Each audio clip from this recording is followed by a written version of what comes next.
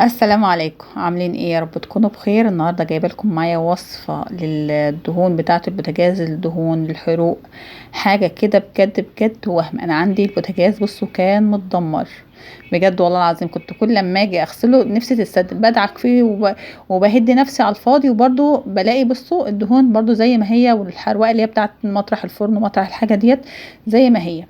وبرده كان عندي هنا العين دي كانت صعبة قوي قوي في حتة التنظيف بصراحة. بصوا يعني كانت مش حلوة خالص، فانا بقى سبتها كده اهوت، وقلت بقى هجيب لكم الاختراع اللي بجد بجد من بعد من النهارده. يعني بصوا مش هشيل هم تاني، ولا تشيل هم تاني بقى بوتاجاز ولا فرن محروق ولا. بص لو عندك بقاله سنين كده في حروقه، ما تشيليش همه خالص. بمجرد بس ما ترش عليه الرشه دي بالمسحوق ده او بالخلطه دي. بصوا حاجه كده ما شاء الله يعني، اللهم بارك. هيفور لك الدهون كده فوران. هتشوفوا معايا بصوا انا هنا بوريكم اهوت واحده واحده، وبوريكم بصوا الحروقه من جوه كانت عامله ازاي. يعني ولا سلكه كانت نافعه، ولا منظفات بالشيء الغالي بالفلاني. يعني بصوا يعني كان حالته كانت صعبه جدا. وهوريكم هنا كمان برضو ولا تحتاجي لا سلكة ولا صابون ولا اي حاجة خالص. هي بمجرد قماشة وهتمسحها هيطلع معاك ويرجع معاك البوتاجاز زي الفل. هتشوفي بعينك دلوقتي هو عامل ازاي. انا هنا بوريكم بصوا مرحلة البوتاجاز عندي كانت صعبة برضو. كده الحمالات ديت بتبقى محملة كده دهون متراكمة عليها، فبتبوظ برضو الحمالات بتاعة البوتاجاز دي. بمجرد بس ما هنرش عليها الخلطة دي هتلاقوا معايا البوتاجاز بقى زي الفل.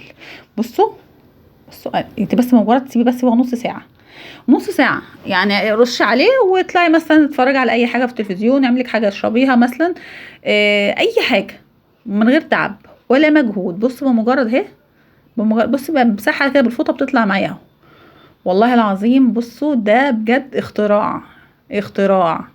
بصوا الحروقة بتاعت السنين بتطلع معايا بمنتهى السهولة. يعني خلاص هنقدر نقول كده وداعا لحروقة البوتاجاز تاني والفران والميكروويف. ما تشيليش هم اي حاجه خالص. وعايزه اقول كمان لو عندك من الحله اللي هي بتاعت زمان، اللي هي بتبقى محروقه كده، والطاسات بتاعت الآلية والحاجات ديت اللي بيبقى فاقدين فيها الامل، بمجرد ما ترش المنتج ده تحفه. وده على فكره مش اعلان خالص، انا حتى يعني مش موريه لكم اسمه هنا اهوت عشان ما حدش يقول انت بتعملي اعلان. انا هقول لكم عليه لو انتوا حابين، هقول لكم عليه بس هقول لكم لما تبعتوا لي يعني على، لو انتوا عايزين اقول لكم اسمه هقوله لكم في الايميلات، لكن انا مش هقوله على الملأ كده عشان ما يبقاش اعلان ويجيلي حظر والكلام ده كلته.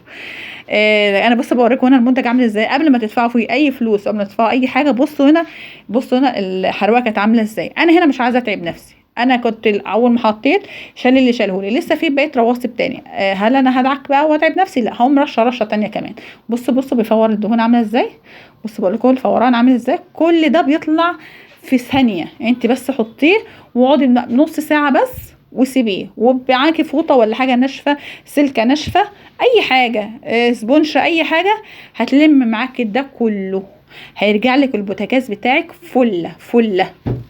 هتشوفوا هنا معايا تاني اهوت. انا بس بوريك اهوت برضو عشان خاطر تبقى بص على عينك يا تاجر، اللي هو انتوا ما تشتروش حاجه الا لما تكونوا عارفين مصدرها ايه.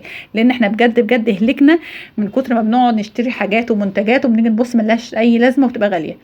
فبص اهو، بصوا الفرن بمسحه. انا ما بدعكش، شفتني حطيت صابون ولا اي حاجه.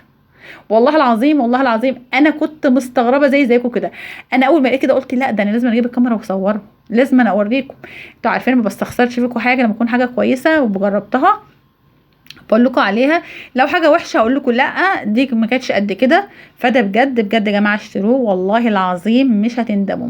ده يعني بص بقى القريب لقلبي يعني دهون شفاطات ما تشيليش هم.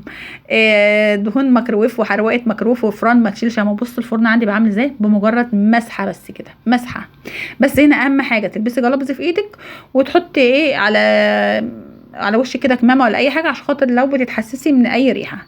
بس ما تخليش جنبك بقى اطفال، عشان برضو هو فيه ريحه كده شويه بتخليك عايزه تكح كده. بس اللي هو بصراحه جميل يعني كل يهون. بص المنظر، بصوا ولا دعك ولا اي حاجه خالص، ولا اي حاجه خالص. انا مجرد بمسح بس كده بالفوطه، رجع لي قشطه فله. والله العظيم ما كنتش مصدقه، اقول معقول ده انا جبت يا جماعه منتجات كتيره جدا وغاليه جدا والله العظيم ما كانتش بتعمل كده. بصوا الصاجه، بصوا بصوا بصوا الجمال، بصوا الجمال، ده انا كنت فرحانه جدا. بصوا ده بقى، ده ديت بقى ايه، هاخدها كده تحت الحنفيه عشان تنزل الصماد ده كله، يطلع معايا خالص كده تحت الحنفيه. هتشوفوه هنا دلوقتي اهوت. بصوا عايزه اقول لكم رجعت قشطه اكني لسه جايبه البوتاجاز من معرض، والله العظيم ما بقول كلام. انتوا جربوه وهتدعوا لي، انا مش عايزاكم ولا تدعوا لي بس. بصوا تحفه. بصوا الصماد نزل عامل ازاي، ده بقى كانت الحروق. بصوا رجع عامل ازاي قشطه. بصوا هنا كماني، انا هنا مش هدعكه ولا حاجه. بصوا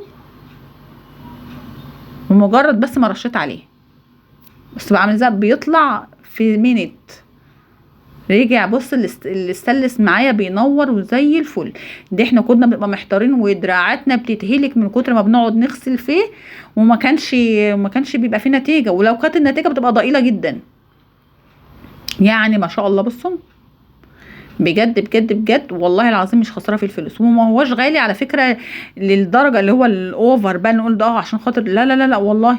انا هقول لكم سعره ايه واسمه ايه وتجيبوه منين.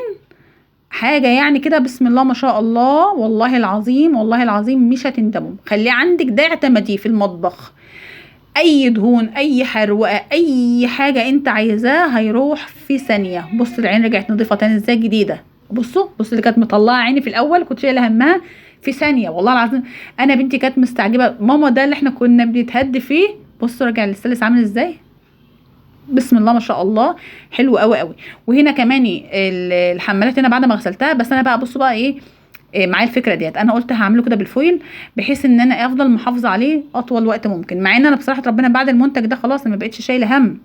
بس انا قلت برضو هعمله كده بالفويل. انتوا ايه رايكم، اسيبه كده بالفويل ولا احوشه وعادي احنا بقى براحتنا طالما معانا المنتج ده؟ قولوا لي لو عايزين لو اقتنعتم بيه قولوا لي في التعليقات وانا اقول لكم اسمه وبيتجاب بكام ومنين. هقول لكم على كافه كل حاجه، بس انا مش عايزه احط صورته عندي على القناه عشان خاطر ما يجينيش حقوق طبع ونشر ومحدش يفكر ان هو اعلان. لا احنا ده بينا وبين بعضنا كده. هقول لكم هو ايه بالظبط، ما تقوليش لعدوتك عليه، ما تقوليش لسلفتك عليه يا بنت، خليك انت اللي انضف وانصع كده منهم كلهم ما تقوليش لحد عليه. هقول لكم انتوا بس عشان انتوا حبايب، لكن مش عايزه اقوله على الملأ عشان في ناس خبيثه عارفاني وهتضطر تروح تجيبه وتنضف على قفايا. لا مش هقوله لكم، انا هقول بس للناس الحبايب اللي انا اعرفه. دمتم في رعايه الرحمن.